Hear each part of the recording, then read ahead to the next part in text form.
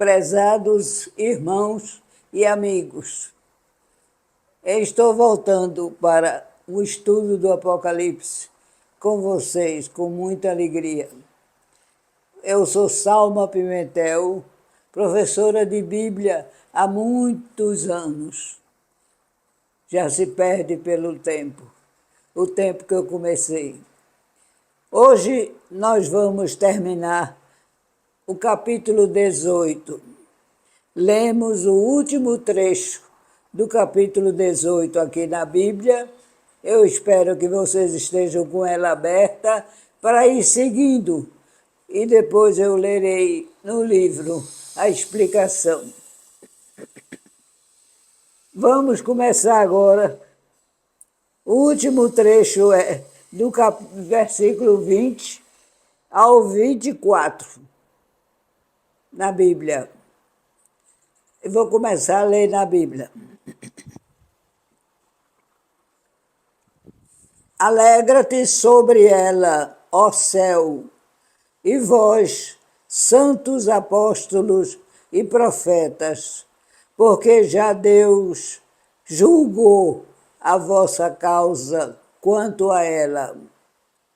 E um forte anjo levantou uma pedra como uma grande mó e lançou-a no mar, dizendo: com igual ímpeto será lançada Babilônia, aquela grande cidade, e não será mais, jamais achada. E em ti não se ouvirá mais a voz de arpistas e de músicos e de flauteiros e de trombeteiros, e nenhum artífice de arte alguma se achará mais em ti. E o ruído de mó em ti se não ouvirá mais. E luz de candeia não mais luzirá em ti. E voz de esposo e de esposa não mais em ti se ouvirá. Porque os teus mercadores eram os grandes da terra.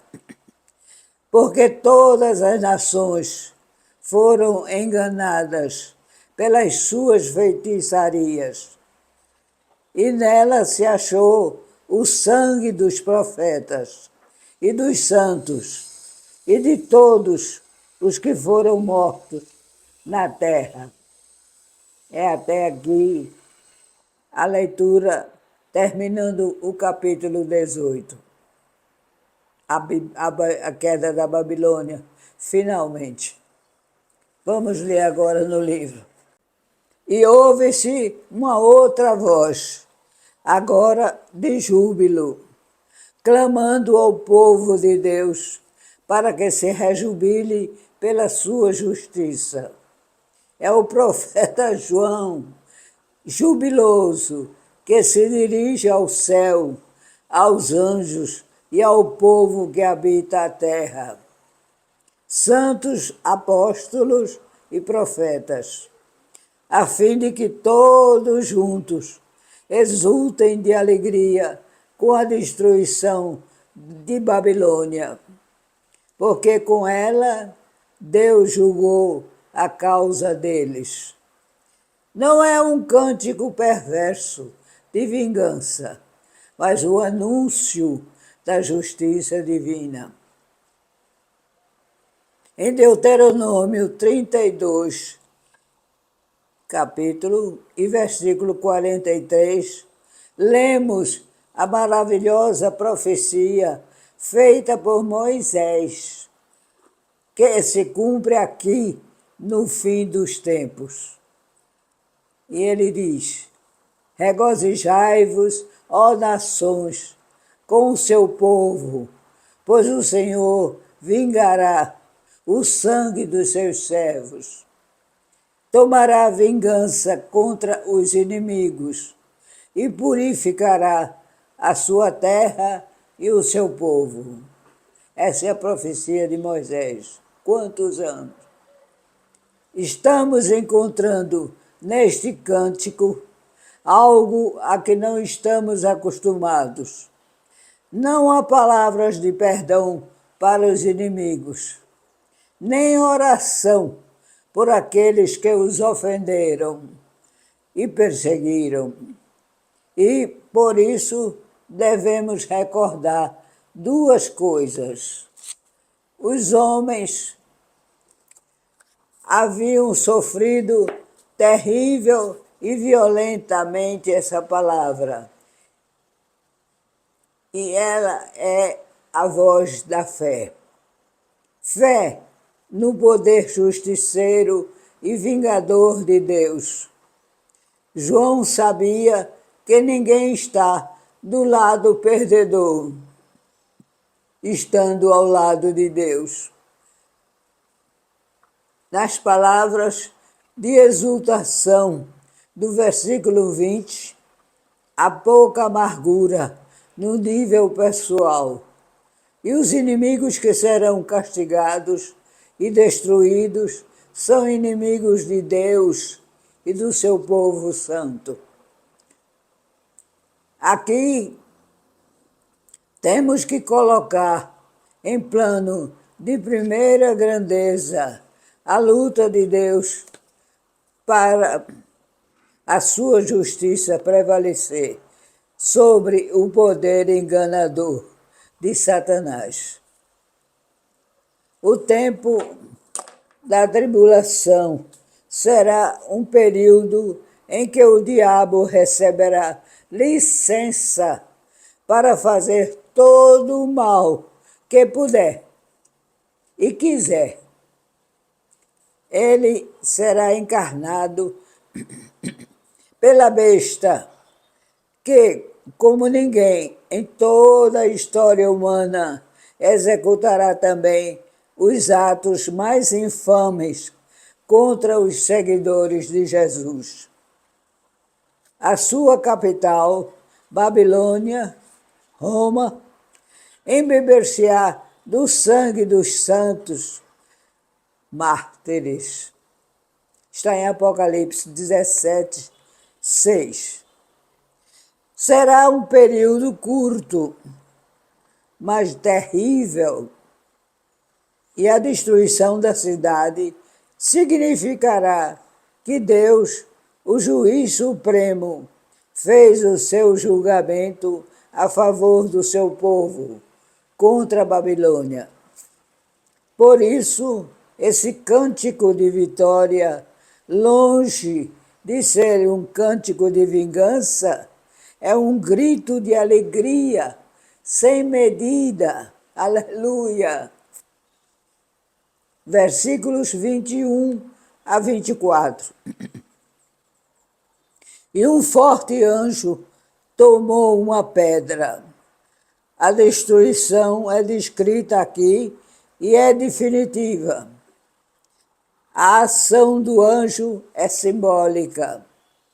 Ele lança uma pedra de moinho no mar e associa esse ato à destruição completa e eterna de Roma.